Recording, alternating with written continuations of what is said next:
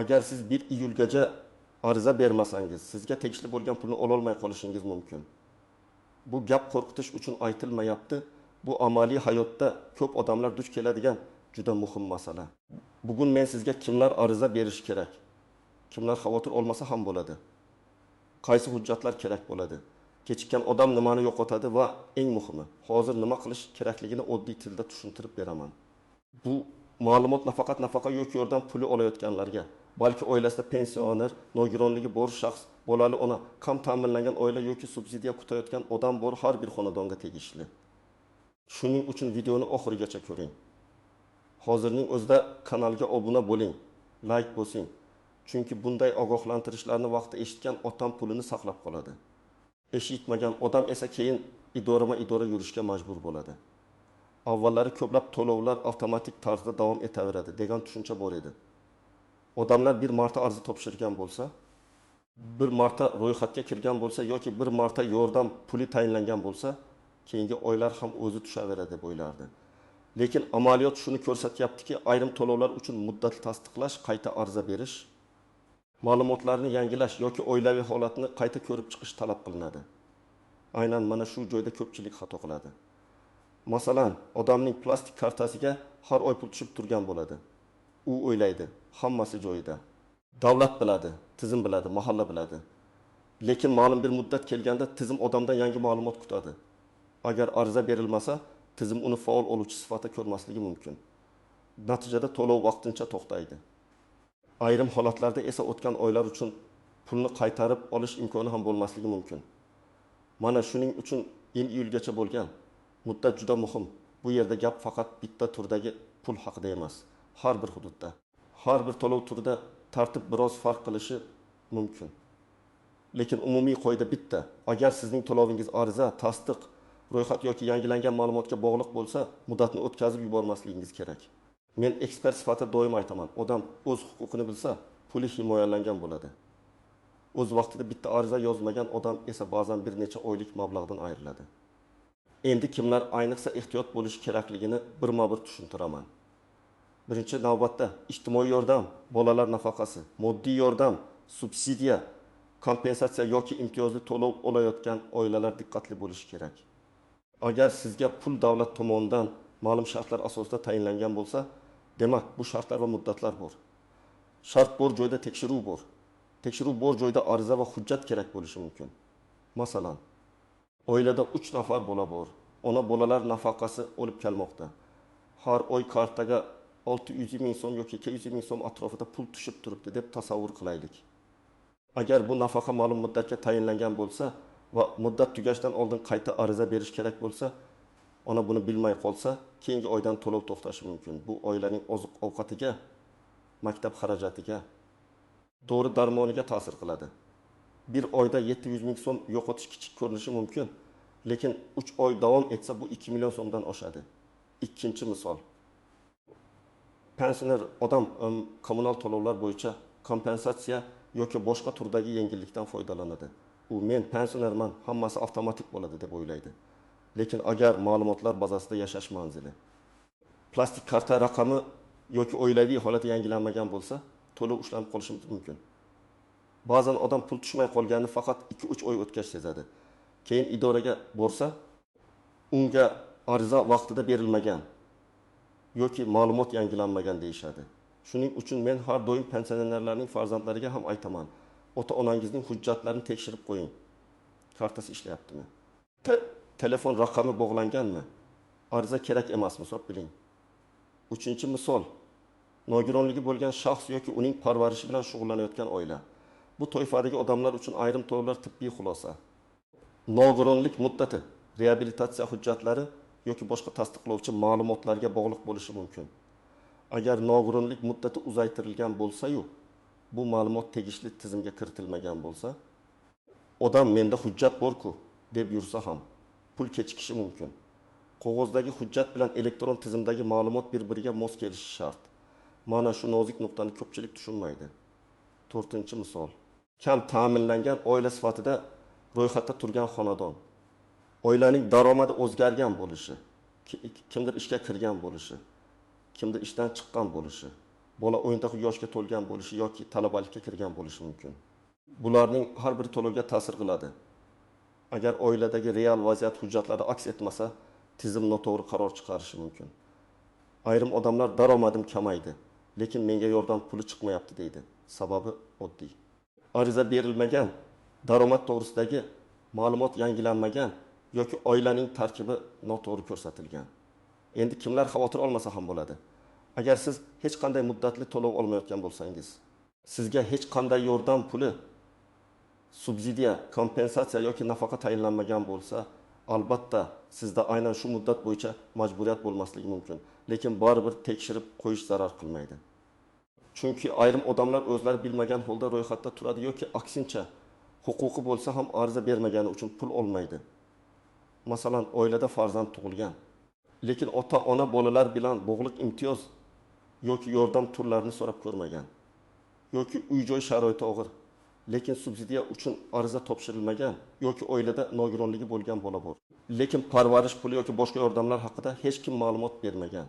Bunday holatlarda odam menga hech narsa berilmaydi deb o'ylab yuradi. Aslida esa u ariza bermagani uchun pul olmayotgan bo'ladi. Men buni ko'p ko'rganman. Odam idoraga borishdan tortinadi, navbatdan qo'rqadi, baribir chiqmaydi deb o'ylaydi. Lekin hujjat topshirgandan keyin unga har oy sezilarli yordam tayinlanadi. Masalan, bir oilaga 500 ming so'm yordam chiqsa, bu bir yilda 6 million so'm degani. Agar oila iyulgacha ariza bermay 3 oy kechiksa, kamida 2 million so'm imkoniyati qo'ldan boy beradi. Bu oddiy hisob-kitob, lekin hayotda juda muhim. Endi istisnolar va ko'pchilik bilmaydigan nozik jihatlarga o'tamiz.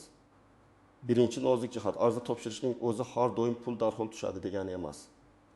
Ariza bu jarayonning boshlanishi. Undan keyin hujjatlar tekshiriladi. Ma'lumotlar solishtiriladi, oilaning daromadi, mulki, ro'yxatdagi a'zolari, yashash manzili, oldingi to'lovlari ko'rib chiqiladi. Shuning uchun ariza topshirgandan keyin ertaga pul tushmadi deb xulosa chiqarish noto'g'ri.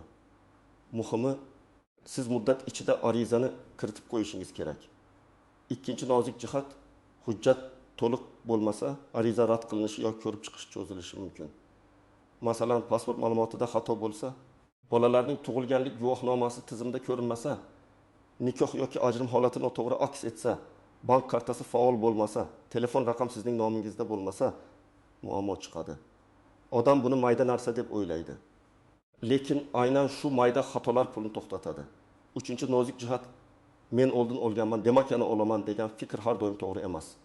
Har bir davrda oilaning holati qayta baholanishi mumkin. Masalan, o'tgan yili oilada ish bilan band odam bo'lmagan, bu yil esa oila a'zolaridan biri ishga kirgan. Daromad oshgan bo'lsa, yordam puli kamayishi yoki umuman chiqmasligi mumkin.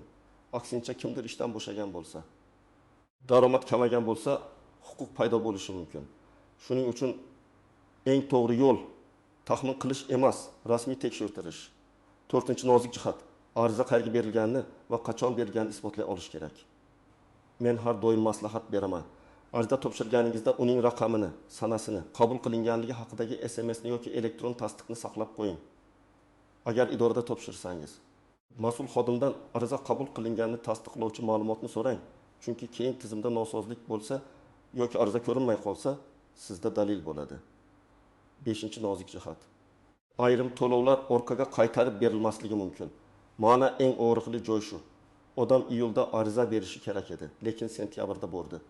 U iyul va avgust pulimni ham beringlar deydi. Lekin tartibda to'lov ariza berilgan oydan yoki qaror chiqqan kundan hisoblanishi belgilangan bo'lsa, oldingi oylar uchun pul berilmasligi mumkin. Shuning uchun keyin boraman degan fikr juda xavfli. Kechikish bu shunchaki navbatni o'tkazib yuborish emas, bu real pulni yo'qotish. 6-nozik jihat, boshqa odamning gapiga emas, rasmiy manbaga tayanish kerak. Qo'shni menga aytishdi, endi hech kimga pul berilmas ekan desa, ishonib o'tirmang. Mahalladagi tanish ariza shart emas desa ham tekshirib ko'ring, chunki har bir oilaning holati boshqa. Bir odamga kerak bo'lmagan ariza sizga kerak bo'lishi mumkin. Bir odamning to'lovi avtomatik davom etsa, sizniki muddatli bo'lishi mumkin. Men har doim shuni aytaman, og'zaki gap pulingizni himoya qilmaydi, rasmiy javob himoya qiladi. 7-nozik jihat, plastik karta masalasi. Ayrim odamlar ariza beradi, qaror chiqadi, lekin pul tushmaydi. Keyin ma'lum bo'ladiki, karta muddati tugagan, karta yopilgan, karta boshqa bankka o'tkazilgan yoki karta egasining ma'lumotlari mos emas. Shuning uchun ariza berishdan oldin kartangiz faol ekanini tekshiring. Bank ilovasiga kiring. Karta bloklanmaganmi, muddati o'tmaganmi, hisob raqami to'g'rimi? Shuni aniqlang. Agar to'lov boshqa shaxs kartasiga tushishi kerak bo'lsa, buning tartibi bor yo'qligini alohida so'rang. 8-nozik jihat yashash manzili va ro'yxat. Ko'p to'lovlarda oilaning tarkibi va manzili muhim. Odam amalda boshqa joyda yashaydi, ro'yxatda boshqa joyda turadi. Yoki kelin-kuyov alohida yashaydi, lekin ro'yxatda ota-onasi bilan birga ko'rinadi. Tizim esa daromadni ro'yxat bo'yicha hisoblaydi. Natijada yordam puli chiqmay qoladi. Agar sizning oilaviy holatingiz hujjatlardagi holatdan farq qilsa, albatta oldindan maslahatlashing. Endi eng muhim qism, siz hozir nima qilishingiz kerak? Birinchi qadam, qaysi to'lovni olayotganingizni aniqlang. Bu bolalar nafaqasimi, moddiy yordammi, pensiyaga qo'shimcha to'lovmi, kompensatsiyami, subsidiyami yoki boshqa yordam turimi? Nomini aniq biling. Har oy pul tushadi deyish yetarli emas. To'lovning nomi, muddat va kim tomonidan tayinlangani muhim. Ikkinchi qadam, oxirgi marta qachon ariza berganingizni eslang. Agar hujjatlaringiz orasida ariza nusxasi bo'lsa, qarorni toping. SMS kelgan bo'lsa, sanasini ko'ring. Agar hech narsa topolmasangiz, tegishli idoraga yoki mahalla mas'ullariga murojaat qiling. Mening to'lovim qachongacha amal qiladi? 1 iyulgacha qayta ariza berishim kerakmi? Deb aniq savol bering. Umumiy gapirmang, aniq so'rang. Uchinchi qadam, hujjatlarni tayyorlang. Odatda shaxsni tasdiqlovchi hujjat, oila a'zolarining hujjatlari, bolalarning tug'ilganlik guvohnomalari, nikoh yoki ajrim hujjati, daromadga oid ma'lumotlar, nogironlik bo'yicha hujjatlar. Bank kartasi rekvizitlari, yashash manzili bo'yicha ma'lumotlar kerak bo'lishi mumkin. Har bir to'lov turi bo'yicha ro'yxat farq qiladi, lekin asosiy ma'lumotlar shular atrofida bo'ladi. 4-qadam. Arizani imkon qadar ertaroq topshiring. Oxirgi kunni kutmang. O'tdimi kuni boraman desangiz, tizim ishlamay qolishi, navbat ko'p bo'lishi, bitta hujjat yetishmasligi yoki mas'ul xodim sizga qo'shimcha ma'lumot so'rashi mumkin. Agar siz 10 iyun yoki 15 iyunlarda harakat qilsangiz, xato chiqsa ham tuzatishga vaqtingiz bo'ladi. Oxirgi kunga qoldirgan odam esa o'zini xavfga qo'yadi. 5-qadam, ariza matnini aniq yozing. Agar qog'oz shaklida yozilsa, unda kimdan, kimga qaysi to'lov bo'yicha murojaat qilinayotgani, oilaviy holat, aloqa raqami va bank ma'lumotlari aniq ko'rsatilishi kerak. Agar elektron shaklda topshirsangiz, har bir katakni diqqat bilan to'ldiring. Bitta raqam xato yozilsa ham, keyin ariza qaytishi yoki ko'rib chiqish kechikishi mumkin.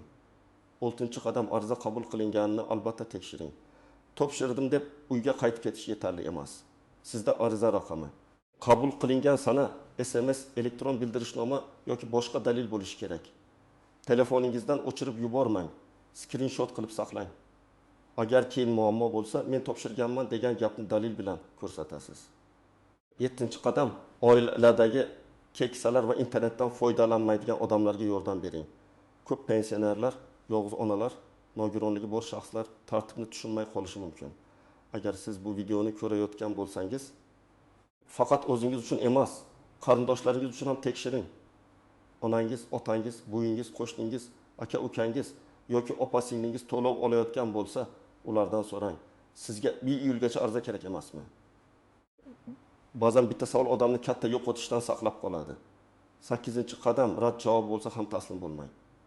Agar arizangiz rad qilinsa, sababini yozma yoki rasmiy shaklda bilib oling. Sizga chiqmaydi degan og'zaki javob yetarli emas. Nima sababdan chiqmaydi? Daromad oshib ketganmi? Hujjat yetishmayaptimi? Oilaviy tarkib noto'g'rimi? Karta muammosimi? Sababni bilsangiz, uni tuzatish imkoniyati bo'ladi. Sababni bilmasangiz, shunchaki puldan voz kechib yuborasiz. 9-qadam, aldovchilardan ehtiyot bo'ling. Bunday muddatlar paydo bo'lganda ayrim firibgarlar, men pulingizni chiqarib beraman, menga karta raqamingizni bering, SMS kodni ayting, oldindan to'lov qiling deb odamlarni aldashi mumkin. Hech qachon SMS kodni hech kimga aytmang.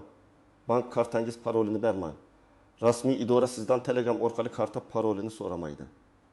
To'lov olish uchun noqonuniy vositachiga pul berish ham xavfli, ham keraksiz. 10-qadam, barcha ishni yozib boring. Qaysi kuni qayerga bordingiz, kim bilan gaplashdingiz, nima javob oldingiz, qanday hujjat topshirdingiz? Hammasini yozib qo'ying. Bu oddiy daftar bo'lishi mumkin. Lekin keyin bahsli vaziyatda sizga yordam beradi. Men amaliyotda ko'p ko'rganman. Hujjatli odam o'z haqini tezroq oladi. Og'zaki gap bilan yurgan odam esa ko'proq vaqt yo'qotadi. Yana bir muhim maslahat, agar oilangizda to'lovga ta'sir qiladigan o'zgarish bo'lsa, buni yashirmang va vaqtida bildiring. Masalan, kimdir ishga kirdi, bola tug'ildi. Kimdir vafot etdi, nikohdan o'tildi, ajrim bo'ldi, manzil o'zgardi, nogironlik muddati uzaytirildi yoki tugadi. Bularning hammasi tizimga ta'sir qiladi. Agar noto'g'ri ma'lumot asosida pul olinsa, keyin uni qaytarish talabi ham qo'yilishi mumkin. Shuning uchun eng xavfsiz yo'l hammasini qonuniy va ochiq qilish. Ko'p odamlar men bankman, vaqtim yo'q deydi. Lekin keling, oddiy hisoblaymiz. Agar siz bir kun vaqt ajratib, hujjatlaringizni tekshirsangiz va arizani topshirsangiz, bir necha oy yoki bir yil davomida to'lov olish imkoniyatingiz saqlanadi. Agar buni qilmasangiz, har oy 500 ming so'm, 700 ming so'm yoki 2 million so'mgacha mablag'dan ayrilishingiz mumkin. Bir kunlik beparvolik bir necha million so'm zarar keltirishi mumkin. Shuni ham unutmang, ayrim hollarda ariza topshirish bepul bo'ladi. Agar kimdir sizdan rasmiy bo'lmagan to'lov talab qilsa, ehtiyot bo'ling. To'lov bor bo'lsa, u rasmiy kvitansiya yoki belgilangan tartib orqali bo'lishi kerak. Qo'lga berib keting, tezlashtirib beraman degan gaplar sizni muammoga olib kirishi mumkin. O'z haqingizni qonuniy yo'l bilan talab qiling. Men tomoshabinlarga har doim shuni tavsiya qilaman. Bugun videoni ko'rib bo'lganingizdan keyin darhol 3 ta ish qiling. Birinchisi, oxirgi to'lov kelgan sanani tekshiring. Ikkinchisi, to'lovingiz muddati tugaydimi yoki yo'qmi aniqlang. Uchinchisi, kerak bo'lsa, ariza uchun hujjatlarni tayyorlab mas'ul idoraga murojaat qiling. Bu ishlarni ertaga emas, bugun boshlang. Chunki iyul uzoqdek ko'rinsa ham, hujjat yig'ish, navbat kutish, xatoni tuzatish vaqt oladi. Demak, asosiy fikr juda aniq. Agar sizning to'lovingiz ariza, tasdiqlash yoki ma'lumotlarni yangilashga bog'liq bo'lsa, iyulgacha harakat qilishingiz shart. Kechiksangiz, to'lov to'xtashi, pul kechikishi yoki ayrim oylar uchun mablag'ni yo'qotishingiz mumkin. Eng katta xato o'zi tushaveradi deb beparvo yurish. Eng to'g'ri yo'l tekshirish, hujjat tayyorlash, ariza topshirish va dalilni saqlab qo'yish. Agar sizda shunday holat bo'lgan bo'lsa, izohlarda yozing. Qaysi to'lov bo'yicha muammo bo'ldi? Ariza talab qilishdimi? Pulingiz vaqtida tushdimi yoki kechikdimi? Sizning tajribangiz boshqa tomoshabinlarga yordam beradi. Videoni foydali deb bilsangiz, like bosing. Yaqinlaringizga yuboring va kanalga obuna bo'ling. Men esa sizga pulingiz, huquqingiz va hujjatlaringiz bilan bog'liq eng muhim ma'lumotlarni oddiy tilda tushuntirishda davom etaman.